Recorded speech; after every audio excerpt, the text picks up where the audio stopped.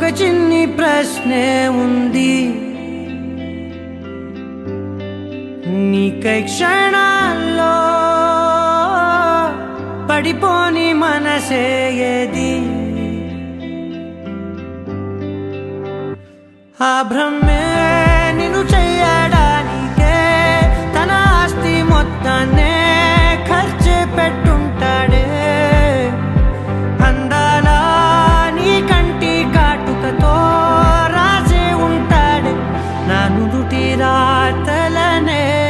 కుంకుమల నువ్వే చేరగా ప్రియా, కోటి వర్ణాలయ్యా నేను ఇలాగవే. పువ్వుల నువ్వే చూడగా ప్రియా, వెండి వర్షాన్నయ్యా వేడుకలాగా. శివ, ఈషా అంటే అర్థం తెలుసా నీకు? పార్వతి. శివుడికి తోడుగా పార్వతి రాకపోతే ఇంకెవరొస్తారు? మౌనంగా మనసే మీటే మధురాల వీణవు నువ్వే, ప్రతి ఋతువుల